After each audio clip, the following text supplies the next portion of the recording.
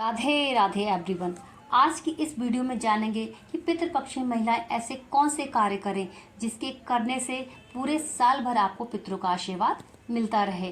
पितृपक्ष 7 सितंबर से आरंभ हो चुका है, शुरू हो गया है। तो महिलाएं शाम को ऐसे कौन से कार्य करें जिससे साल भर आपको पितरों का आशीर्वाद प्राप्त हो। जैसे पितरों के लिए भोजन कैसे निकालें, पितरों के लिए दीपदान क्यों ज़रूरी है और दीपदान कैसे करें, साथ ही साथ कुछ बहुत ज़रूरी नियम। तो वीडियो को अंत तक ज़रूर देखें। चैनल पर नए हो तो सब्सक्राइब ज़रूर कीजिए। भादो महीने की पूर्णिमा से लेकर आश्विन मास की अमावस्या तक पितृपक्ष चलता है। जिस घर में संतान सुख नहीं है, घर में रोज लड़ाई झगड़े हो रहे हैं, बिजनेस व्यापार ठप हो गया है, कोई तरक्की कोई उन्नति नहीं है, बच्चों के विवाह में देरी हो रही है, घाटे पे घाटा और नुकसान पे नुकसान होता जा रहा है। इसके साथ ही साथ कई पीढ़ियों से पितृ दोष चला आ रहा है, कई वर्षों से कोई भी काम नहीं बन रहा है, संतान वृद्धि नहीं हो रही है, हर काम में रुकावटें आ रही हैं, अड़चनें आ रही हैं। तो वहाँ भयंकर वाला पितृदोष है। और इस पितृदोष से मुक्ति पाने का एक सीधा और सरल तरीका है दान पुण्य श्राद्ध तर्पण आदि करना।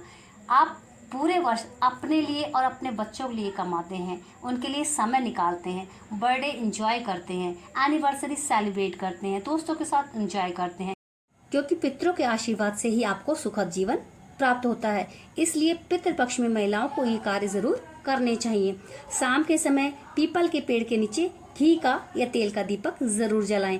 अगर पूरे 16 दिन कर सकते हैं तो बहुत ही अच्छा रहेगा। पीपल का पेड़ ना हो तो तुलसी के पौधे में घी का दिया जरूर जलाएं। इसके साथ साथ अपनी दहलीज का पूजन जरूर करें। इस श्राद्ध पक्ष में जरूर करना चाहिए अपनी दहलीज का पूजन, क्योंकि इसके द्वारा ही, इस दहलीज के द्वारा ही आपके पितृ घर के अंदर आते हैं। संध्या के समय सूर्य अस्त होने के बाद और रात होने से पहले का जो समय होता है वो गौधूली बेला का समय होता है। इस समय पर ही आपको ये सारे कार्य करने चाहिए। अपनी दहलीज को साफ सुथरा रखें और इस पर दोनों तरफ स्वास्तिक बनाएं।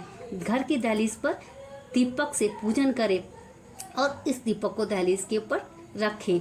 दीपक को सीधे जमीन पर ना रखें, क्योंकि दीपक को आसन देना बहुत जरूरी होता है। इसलिए दीपक के नीचे चावल या इसके बाद एक दीपक अपने पितरों के नाम का जलाकर दक्षिण दिशा की तरफ छत पर रखें।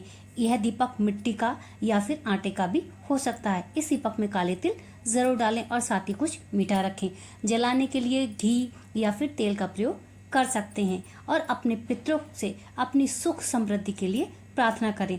अगर दक्षिण दिशा की तरफ जगह नहीं है तो दीपक को छत के बीचों बीच रख सकते हैं और दीपक में काले तिल जरूर डालें। इस तरह यदि आप अपने पितरों के नाम का एक दीपक जलाकर दीप दान करते हैं तो आपके जीवन की सारी कठिनाइयाँ परेशानियाँ धीरे धीरे समाप्त होने लगती हैं और आपके काम अटके हुए जो हैं वो काम धीरे धीरे बनने लगते हैं। धन कमाने के रास्ते नए खुलते हैं, पैसा रुकने लगता है। शाम के समय आटा गूंथते समय इस बात का ध्यान रखना चाहिए कि आटे पर अपनी उंगलियों की छाप जरूर छोड़ें।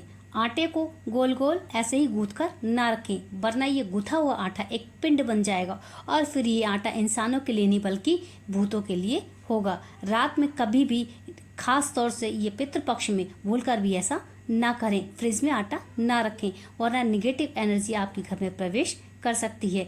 रात्रि भोजन बनाने के बाद यदि आप अपने घर में भगवान का भोग और प्रसाद निकालते हैं तो भोग प्रसाद निकालने के बाद अपने पितरों के नाम की एक रोटी या फिर आपने जो भी खाना बनाया है उसमें से कुछ अंश अपने पितरों के नाम का अलग कर दें। लेकिन इस खाने में लहसुन प्याज का प्रयोग नहीं होना चाहिए, वरना आप कुछ मीठा भी पितरों के लिए निकाल सकते हैं।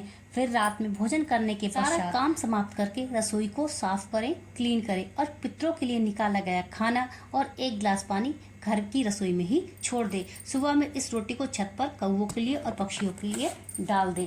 घर का वातावरण साफ स्वच्छ और शांत रखें।